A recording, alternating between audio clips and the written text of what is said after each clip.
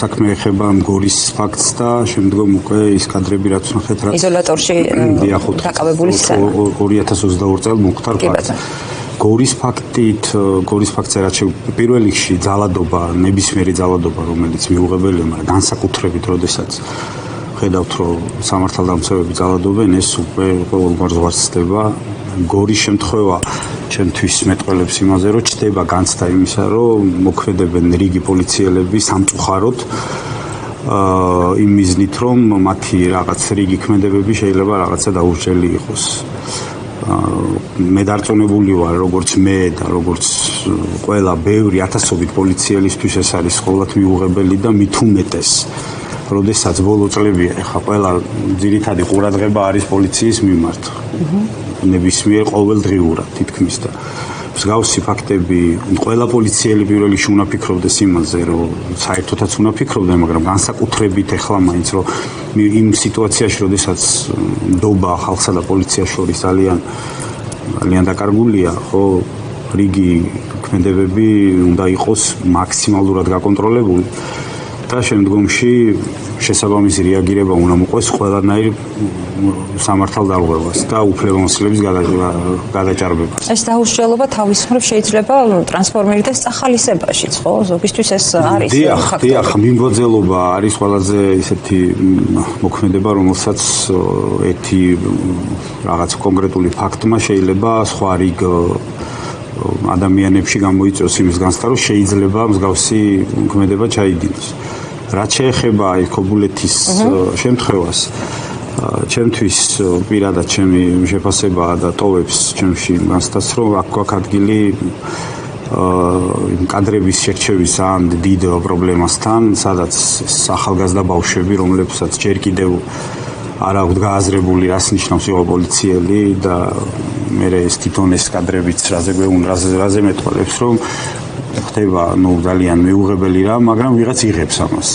და ირისთვის იღებს, რატომ იღებს? ეხლა იმას ნამდვილად ვერ ვიფიქრებ, არ მაქვს იმის განცდა, რომ ეს ხელმძღვანელი ავალებს ამას, რომ აი გადაიღე და მე მაჩვენენ. ეხლა ეს ამას არ მინდა ამაზე რომ ვიფიქრო, მაგრამ ეს თუმცა დარბევების დროს აი ბატონ გიასთანაც გავიხსენეთ, ეს იყო ერთ-ერთი ნორმა, ქცევის ნორმა, რომ ძალადობის დროს თუ შემდეგ ფოტოებს იღებდნენ და აგზავნიდნენ სადღაც, რაც ხო მათ შორის სისტემურობაზე მიუთითებდა და დაკვეთაზე უფრო სწორედ. ნუ და იმის დამადასტურებლად, რომ რაღაც ქმედება ჩაიდინეს, ან რაღაც დასაჯეს, ან რამე მოიმოქმედეს, მაგრამ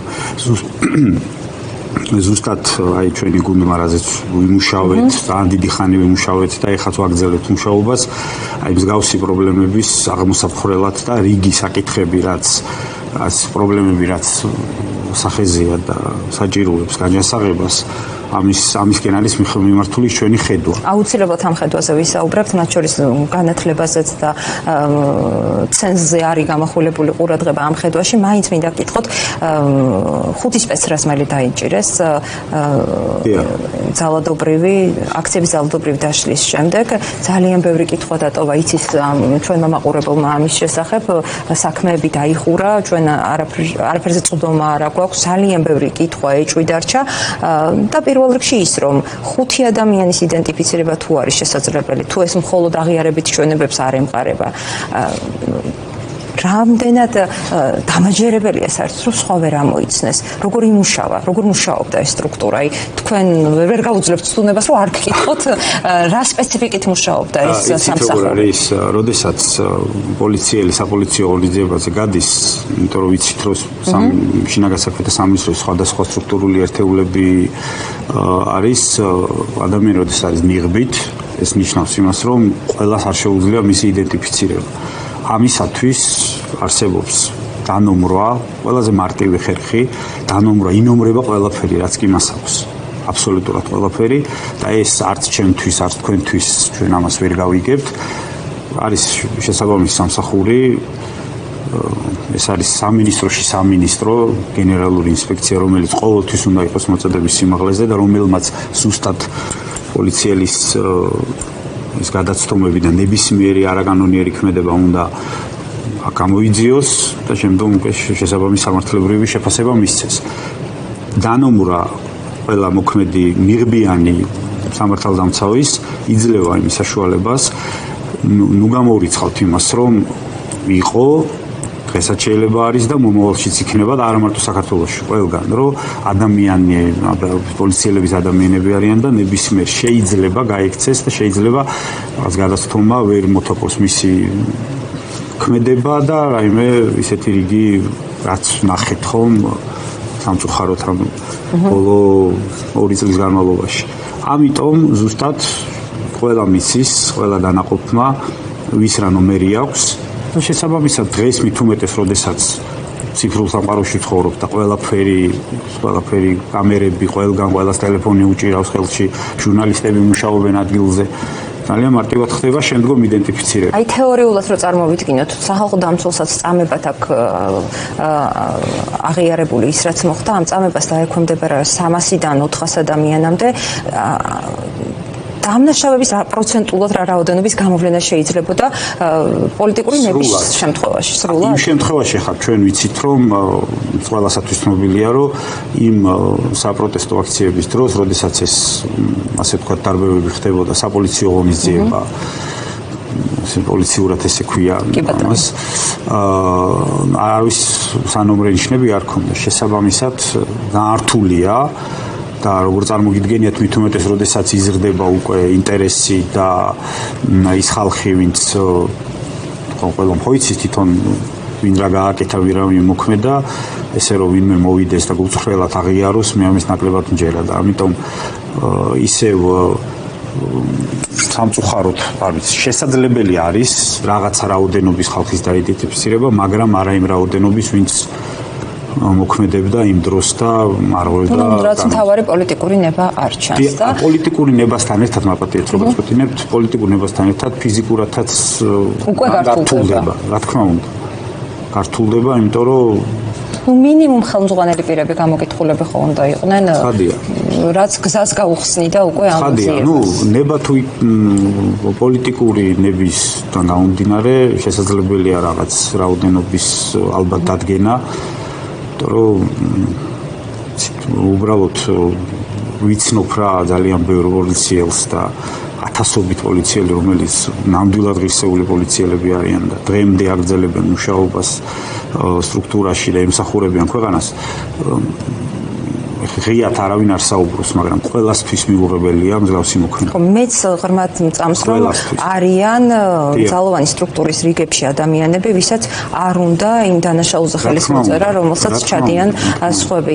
ვიდრე უშუალოდ გეგმაზე გადავიდოდეთ, თქვენ შესახებაც მინდა უთხრათ მაყურებელს, როდის დატოვეთ სამსახურიდან, როდის წამოხვედით, რა მიგაღებინათ გადაწყვეტილება და ბოლო საქმიანობა როგორი იყო, რომ მაყურებელმა იცოდეს რას აკეთებდით იმ დროს. მე შინაგან საქმეთა სამინისტრო დავტოვე გასული წლის დასაწყისში თებერვალში თუ არ ზუსტად მახსოვს და ახლა სიღრმეებში არ მინდა ჩავიდე მაგრამ ჩემი იქიდან წამოსვლის მიზეზი იყო უბრალოდ მიუღებლობა იმის რაც ხდებოდა და სხვანაირად მე უბრალოდ არ შემეძლო გამომეხატა ჩემი პროტესტი თუ რამ აი როგორც ამას დავარქმევდი, იმიტომ რომ მიუღებელი იყო უბრალოდ და ჩემს თავს ვეღარ ხედავდი იმ ფორმით, რასაც მე ვფიქრობდი და რა მიზნითაც და რა მოტივაციითაც მე ოდესღაც 20 წლის წინ ჩავიცვი ფორმა.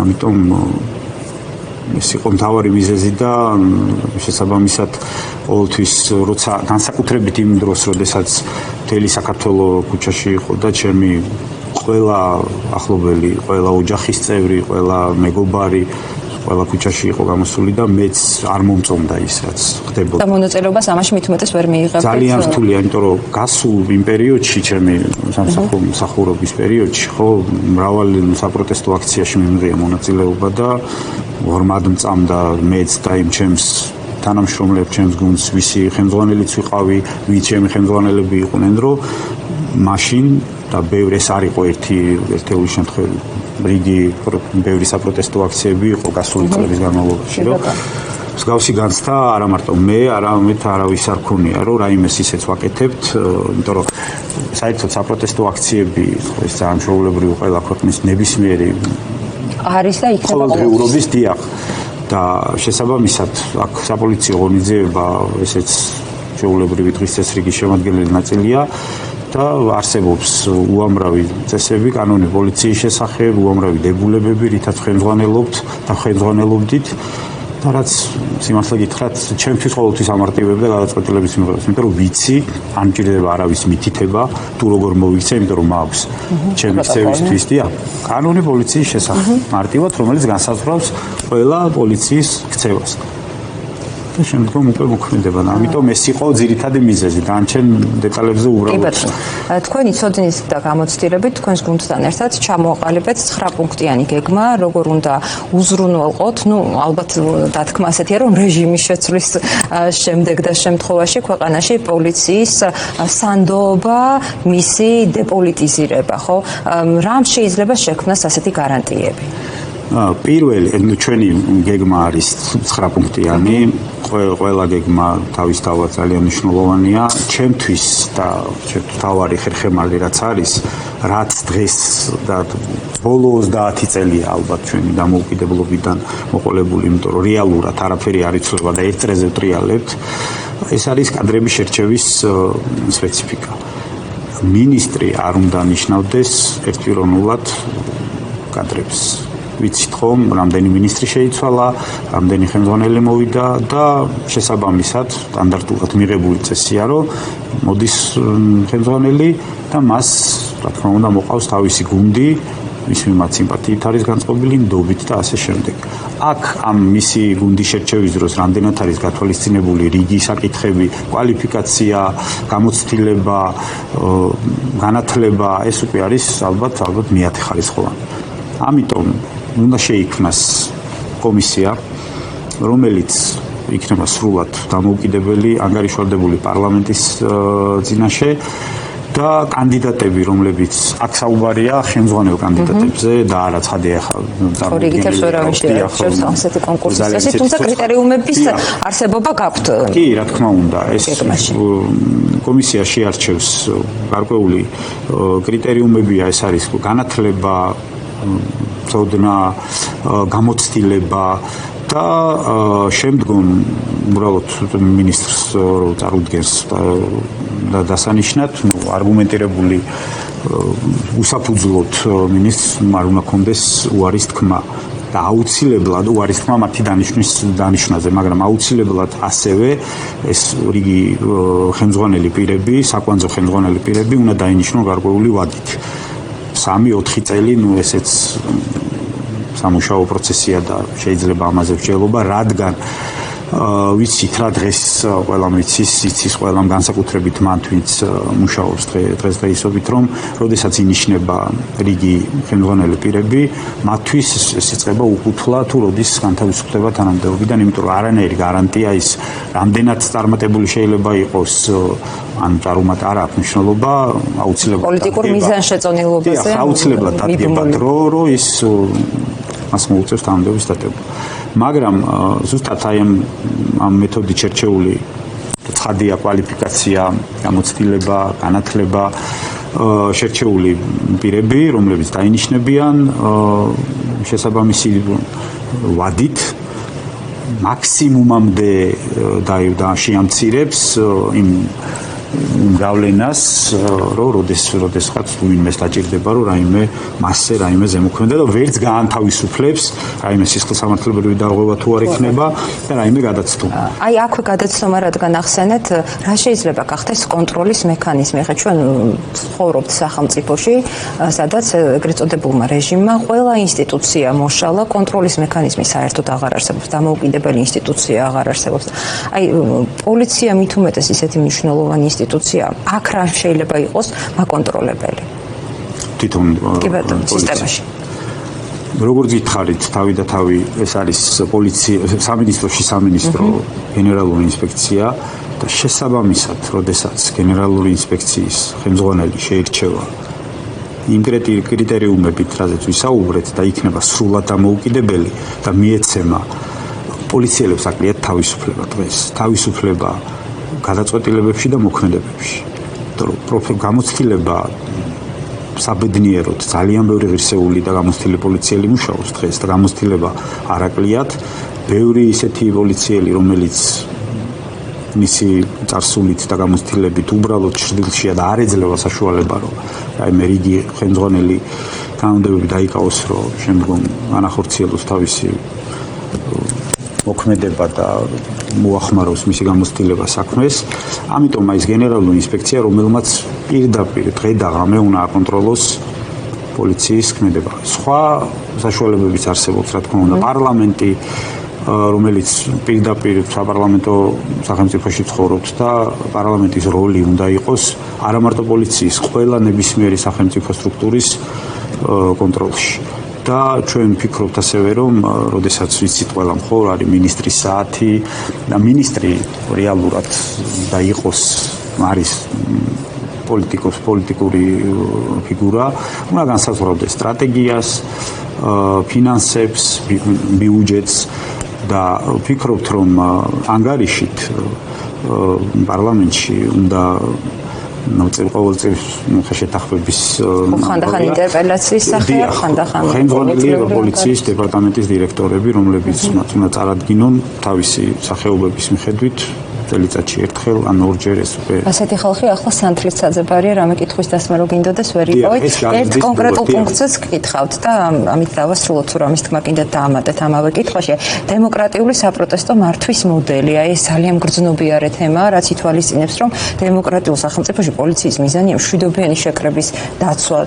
ახლა სრულიად საპირისპიროს ვხედავთ და როგორ წარმოგიდგენიათ ადამიანები, რომლებიც ბოლო 2 წელია განსაკუთრებით, აი ახლა ტროტუარზე დგომის გამო რო აკავებენ, სტუდენტს რო აკითხავენ, ლექციაზე ბორკილებს ადებენ, შვილის წინ დედას ლექტორს ბორკილებს ადებენ ხელზე, აი ეს როგორ უნდა შემოტრიალდეს, რომ გამოხატვის თავისუფლება გახდეს პრიორიტეტი პოლიციისთვის.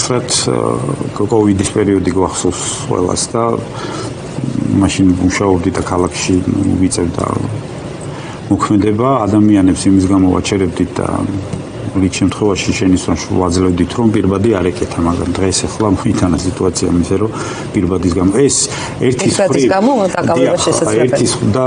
ერთის მხრივ რო ჩამოსწოდა ესე რომ შევხედოთ, პოლიციელები ამ შემთხვევაში აღასრულებენ კანონს, ხო, ახლა შალათ რო შევხედოთ, ამაზე მიღებულია რიგი რაღაც კანონები, ეს იქნება პირბადის ტარება, ტროტუარზე დგომა და რიგი სხვადასხვა ბევრი რაღაცები, რაც ყველას გვაღიზიანებს, მაგრამ ერთის მხრივ პოლიციელისთვის ეს არის რომ წერია კანონი მიღებულია და მან უნდა აღასრულოს ეს კანონი. პირველ რიგში რა თქმა უნდა ეს ყველაფერი გასაუქმებელია, იმიტომ რომ ცხოვრებას მიუღებელია. რაც შეეხება თქვენ კითხვას, რას ვკითხეთ,